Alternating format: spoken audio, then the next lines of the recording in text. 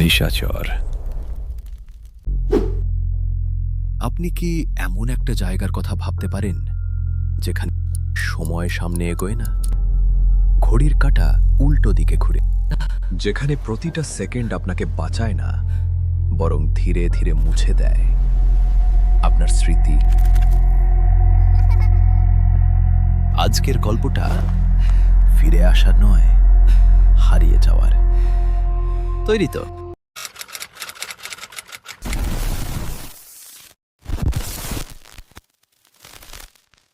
মাঝ সমুদ্রে ইঞ্জিন বোটটা খেলনার মতো দুলছে। চারিদিকে নিকষ কালো অন্ধকার, আর তার মাঝে দানবীয় ঢেউ আছড়ে পড়ছে বোটের গায়ে। নৌকায় আছে তিনজন: জয়, যে পেশায় একজন অ্যাডভেঞ্চার ফটোগ্রাফার, তার বোন তৃষা, যে ভূগোলের ছাত্রী, আর অভিজ্ঞ নাবিক রবি। হঠাৎ একটা বিশাল ঢেউ বোটটাকে পাহাড়ের মতো উপরে তুলে আছাড় মারল একটা পাথরের সৈকতে।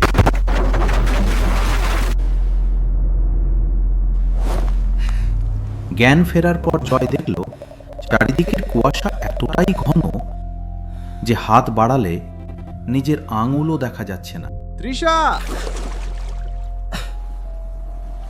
রবি কাকা, আপনারা কোথায়? আমি এখানে দাদা।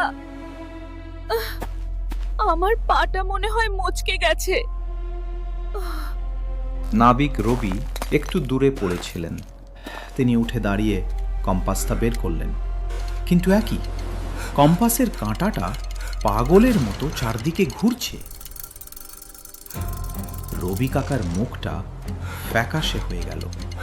জয়, তৃষা, আমরা কোনো সাধারণ জায়গায় নেই। এই দ্বীপটার কথা আমি লোকমুখে শুনেছিলাম, কিন্তু কোনোদিন বিশ্বাস করিনি। এটাকে বলে কাল শূন্য দ্বীপ। সকাল হলো, কিন্তু সূর্যটা ঠিক স্বাভাবিক মনে হচ্ছে না। রোদের রংটা কেমন যেন ফ্যাকাশে বেগুনি।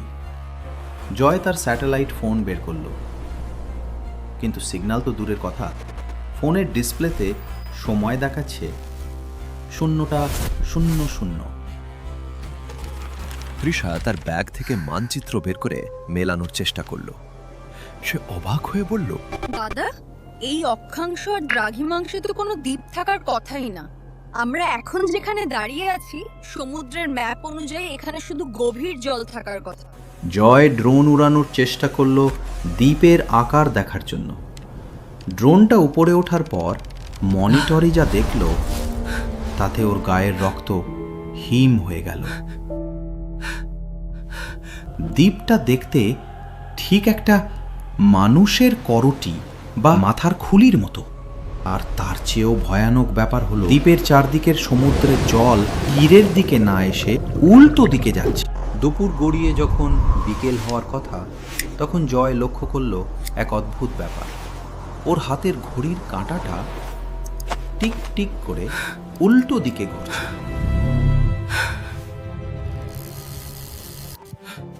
রবি কাকা, আপনার ঘড়িটা দেখুন তো। রবি কাকা ঘড়ি দেখে আঁতকে উঠলেন। তিনি কাঁপা কাঁপা গলায় বললেন, বাবু, আমার বয়সটা মনে হয় একটু কমে গেছে বলে মনে হচ্ছে। আমার হাতের চামড়ার ভাঁজগুলো কমে যাচ্ছে কেন?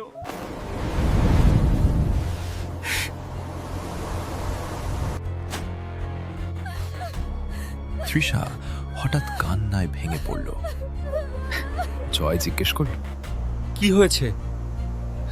তৃষা, দাদা, মার মুখটা কেমন ছিল আমি কেন যেন মনে করতে পারছি না। মার নামটা যেন ও কি যেন ছিল। জয় চমকে উঠল। নিজেরও মনে হলো আজ সকালে ওরা কি খেয়েছিল সেটা ওর মনে নেই। এমনকি কাল রাতে ঝড়ের আগের ঘটনাগুলো কেমন যেন ঝাপসা হয়ে আসছে। বন্ধুরা, বুঝতে পারছেন পরিস্থিতিটা কতটা ভয়ানক? এই দ্বীপটা শুধু একটা ভূখণ্ড নয়, এটা একটা সময়ের ফাঁদ। এখানে সময় যত এগোচ্ছে আপনার স্মৃতি তত পেছনের দিকে যাচ্ছে। অর্থাৎ আপনি যত সময় এখানে কাটাবেন আপনার মস্তিষ্ক থেকে বর্তমানের স্মৃতি আগে মুছবে, তারপর ধীরে ধীরে শৈশব, আর সব শেষে আপনি সম্পূর্ণ পরিচয়হীন এক মানুষে পরিণত হবেন। ক্ষুধার্ত এবং ক্লান্ত অবস্থায় তারা দ্বীপের ভেতরের দিকে একটি পুরনো জীর্ণ কুঁড়ে ঘর খুঁজে পেল। ঘরের ভেতর সব কিছু ধুলোয় ঢাকা। টেবিলের উপর একটি ডায়েরি পড়েছিল। জয় ডায়েরিটা খুলতেই দেখল লেখাগুলো অদ্ভুত। প্রথম পাতা থেকে শুরু না হয়ে লেখাগুলো শেষ পাতা থেকে শুরু হয়েছে। সেখানে লেখা ছিল, আজ আমি আমার নাম ভুলে গেছি। কাল হয়তো ভুলে যাব আমি মানুষ নাকি অন্য কিছু। যারা এই দ্বীপে পা রেখেছ মনে রেখো, সূর্য ডোবার আগে যদি দ্বীপের কেন্দ্রবিন্দুতে পৌঁছাতে না পারো তবে তোমরা এই দ্বীপেরই অংশ হয়ে যাবে। সময় এখানে চোর, আর সে এখন তোমার অস্তিত্ব চুরি করছে। তৃষা হঠাৎ চিৎকার করে উঠল। সে দেখল জানলার বাইরে দিয়ে কেউ একজন দ্রুত চলে গেল। এই অবয়বটা ঠিক মানুষের মতো নয়, কেমন যেন ছায়ার মতো ঝাপসা। রবি কাকা বললেন, আমাদের হাতে সময় নেই। যদি আমরা এই স্মৃতি হারানোর হাত থেকে বাঁচতে চাই, আমাদের সেই কেন্দ্রবিন্দু খুঁজে বের করতে হবে। তারা জঙ্গলের ভেতর দিয়ে দৌড়াতে শুরু করলো।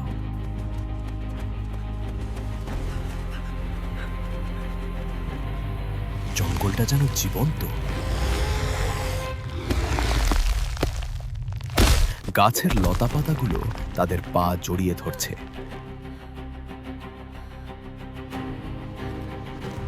যত সময় যাচ্ছে জয়ের মনে হচ্ছে ও কেন দৌড়াচ্ছে সেটাই ও ভুলে যাচ্ছে। ওর পাশে তৃষা দৌড়াচ্ছে, কিন্তু জয়ের মনে হচ্ছে ও মেয়েটিকে, ও কি আমার বোন নাকি অন্য কেউ? হঠাৎ তারা একটা বিশাল পাথরের স্তূপের সামনে এসে থামল। এটাই দ্বীপের কেন্দ্র। সেখানে একটা বড় পাথরের ঘড়ি খোদাই করা আছে। ঘড়িটা স্থির হয়ে আছে। এই ঘড়িটার কাঁটা যদি আমরা জোর করে সামনের দিকে ঘোরাতে পারি তবেই হয়তো সময়ের প্রবাহ ঠিক হবে। কিন্তু সমস্যা একটাই, ঘড়ির কাঁটাটা বিশাল ভারী পাথর দিয়ে তৈরি। তিনজন মিলে প্রাণপণ চেষ্টা করেও সেটা নড়াতে পারছে না। এদিকে সূর্য ডুবতে শুরু করেছে। সূর্য ডোবার সাথে সাথে তাদের স্মৃতি সম্পূর্ণ মুছে যাবে। তৃষা তখন প্রায় অচেতন। সে বিড়বিড় করে বলছে, আমি কে? আমি কোথায় আছি? জয়ের নিজের নামটাও এখন আবছা। ও শুধু জানে এই পাথরটা ঘুরাতেই হবে। জয় লক্ষ্য করল পাথরের ঘড়ির মাঝখানে একটা গর্ত আছে, যেখানে মানুষের রক্ত দেওয়ার মতো জায়গা। জয় বুঝল এই দ্বীপটা শুধু সময় নেয় না, এটা প্রাণের বিনিময়ে সময় দেয়। জয় কোনো চিন্তা না করে নিজের হাত কেটে রক্ত ঢেলে দিল সেই গর্তে। সাথে সাথে পুরো দ্বীপটা কেঁপে উঠল। এক বিকট শব্দে পাথরের কাঁটাটা সামনের দিকে ঘুরতে শুরু করল। হঠাৎ এক তীব্র আলোয় সব সাদা হয়ে গেল। যখন জয়ের জ্ঞান ফিরল, সে দেখল সে একটা হাসপাতালের বেডে শুয়ে আছে। পাশে তৃষা আর রবি কাকা। তৃষা জয়কে দেখে জড়িয়ে ধরল। জয় স্বস্তির নিঃশ্বাস ফেলল যে তারা বেঁচে ফিরেছে। ডাক্তার বললেন, 30 বছর আগে আপনারা হারিয়ে যান মতো মাঝ সমুদ্র থেকে কোস্টগার্ড আপনাদের উদ্ধার করেছে। কিন্তু হঠাৎ জয়ের নজর গেল পাশের টেবিলের আয়নার দিকে। আয়নায় নিজের চেহারা দেখে জয়ের চিৎকার আটকে গেল।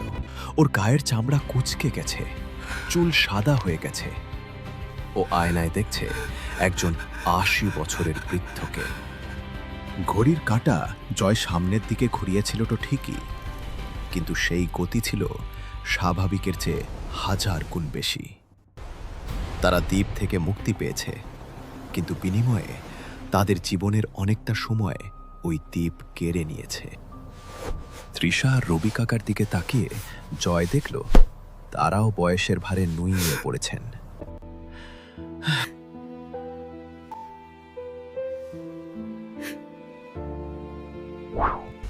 বন্ধুরা, জয় আর তার সঙ্গীরা তো ফিরে এলো, কিন্তু তাদের বর্তমানটা হারিয়ে গেল এক অজানা অতীতে। মানচিত্রের সেই দ্বীপটা আজও হয়তো কোথাও লুকিয়ে আছে, শিকারের অপেক্ষায়। আপনার কি মনে হয়, সময় কি আসলেই স্থির, নাকি আমরা সময়ের হাতে বন্দী? কমেন্টে জানান আপনাদের মতামত। আর এমন আরও রহস্যময় গল্প পেতে সাবস্ক্রাইব করে সাথেই থাকুন। ধন্যবাদ।